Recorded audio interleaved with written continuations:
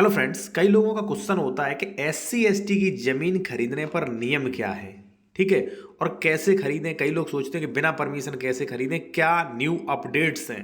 ठीक है, 2025 में अगर आप वीडियो देख रहे हैं तो क्या न्यू अपडेट्स हैं वो आप जान लीजिए। ठीक है। सबसे पहले मैं साथियों आपको एक चीज बता दूं कि रिस्ट्रिक्शन जो है एससी एसटी कैंडिडेट से जमीन खरीदने बेचने पर पहले भी रिस्ट्रिक्शन थे और अभी भी थे। अब इस पर आप लॉ जो है वो देख लीजिए और कैसे खरीद सकते हैं उसके बारे में भी मैं सेक्शन जो प्रोविजन करता है वो भी मैं यहाँ पे लाया हूँ।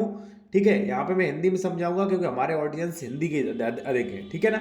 चलिए, और देखिए, अगर आप लीगल कंसल्टेशन लेना चाहते हैं, किसी आदेश की पीडीएफ लेना चाहते हैं इसकी, ठीक है, हिंदी या इंग्लिश, तो हमारा कॉन्टैक्ट नंबर वीडियो की डिस्क्रिप्शन में मिल जाएगा। ठीक है, या कोई किसी भी प्रकार की कानूनी सलाह लेना चाहते हैं तो कॉन्टैक्ट नंबर वीडियो की डिस्क्रिप्शन में मेंशन किया गया है।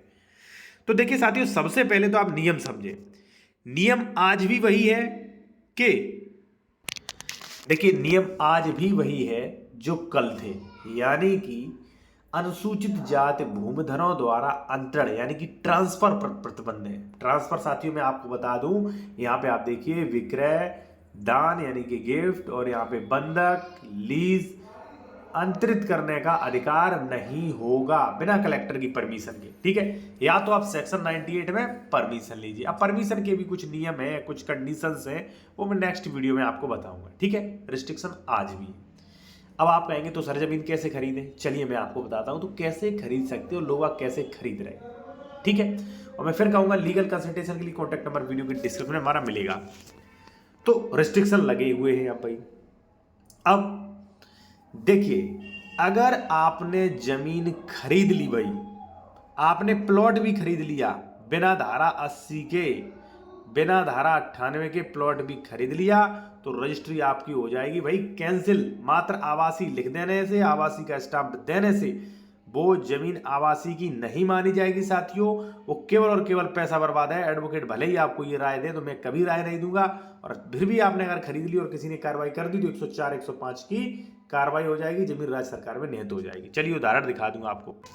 यहाँ पे देखिए, एक व्यक्ति ने प्लॉट खरीदा और राज्य सरकार में लगाए जाने हैं तो आख्या सेवा में प्रदेशित आदेश का अंकन हो। ठीक है, जमीन चली गई राज्य सरकार को। तो भाई ऐसे वकील से जानकारी लें जो विद कानून के, और मैं कहता हूं फैक्ट पे बात करिए आप भाई। जैसे मान लीजिए कोई भी एडवोकेट आपको जानकारी दे रहा है तो ये बात करिए लिखा हुआ कहां है भाई, समझे आप, ऐसे नहीं चले।